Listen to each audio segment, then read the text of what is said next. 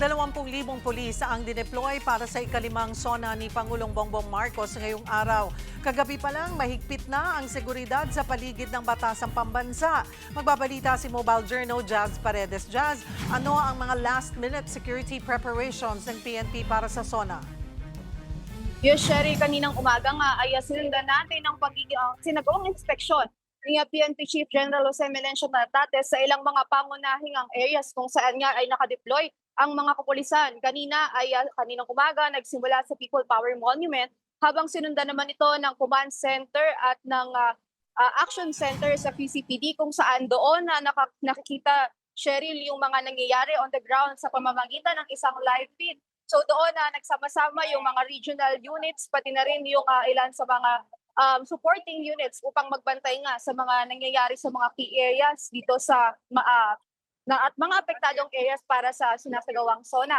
Cheryl, pagdating doon sa last minute preparations, sabi sa atin kanina ay hindi masasabing last minute yung mga preparasyon, ngunit ito ay nailatag na nga ay maaga pa lamang. At kabilang na nga dito yung kanilang deployment. Kanina nung nakapanayam natin si PNP Chief Nartates ay nasa 24,000 daw ang nakadeploy na kapulisan upang magbantay nga dito sa mga kilos protesta at sa lahat ng apektadong area, particularly dito sa Commonwealth Avenue.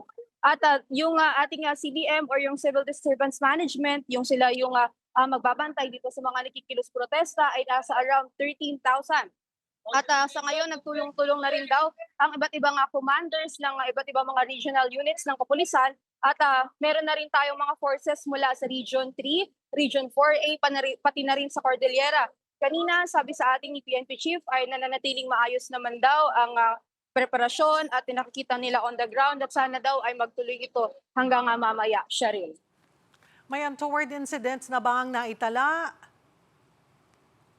Cheryl, kanina ngang umaga ay nakatanggap tayo ng ulat na mayroong sumabog na IND or improvised na explosive device sa Department of Justice alas 12 ng madaling araw. At wala naman daw reported casualties, ngunit kinumpirma ito na nangyari bandang 12 a.m. nga kanina at sa ngayon ay investigahan na ito. At pagtapos nga niyan, Cheryl, hindi lamang sa DOJ, kaninang umaga ay meron din nga nakuha IED sa Senado bandang alas 8 yan ng umaga kanina. Ang na-recover ay isang 90 battery, plastic cup, clock at isang plastic jar na naglalaban ng kulay brown na pulbura na suspected na isang explosive material. Sa ngayon, Cheryl, ayon din kay PNP Chief Nartates kanina ay yan ay iniimbestigahan na. Hindi patukoy kung sino ang nasa likod nitong pag-iwan ng IED. Ngunit kanila tinitignan na malaki or mataas ang posibilidad na may kaugnayan daw itong dalawang IED na nakuha mula sa Senado at sa DOJ. At sabi doon sa report, merong daw mula sa Senado na sumigaw na may bomba. Kaya naman agad daw na rumisponde ang kapulisan kaugnay nga nitong pagsigaw na meron nga daw suspected na bomba sa premise ng Senado. Bukod din dyan, Cheryl, ay meron din tayong 6 na nahuli or arestado dahil naman sa vandalismo. Sa ngayon ay kinukumpirma pa natin kung membro ba or kikilos protesta ba itong mga nahuli. Ngunit itong 6 na ito ay nasa kustodiyan na ng mga pulis. Cheryl. Ano ang sagot ng PNP sa batikos na overkill ang seguridad para sa SONA?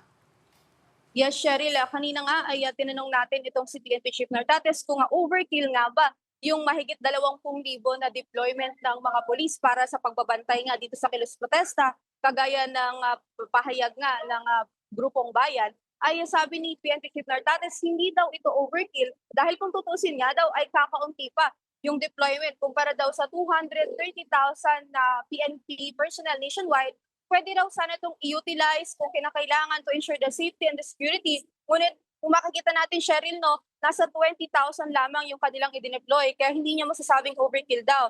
Ngunit ayon din kay Nartates ay mas mabuti na raw na maximum security na mas marami kaysa daw na kung kakaunti at magkaroon na ng kaguluhan ay hindi nakahanda ang mga pulis. Kaya hindi daw ito overkill, Cheryl, ngunit isang masugid at mahigpit na paghanda para nga dito sa ikalimang SONA ng Presidente. Cheryl.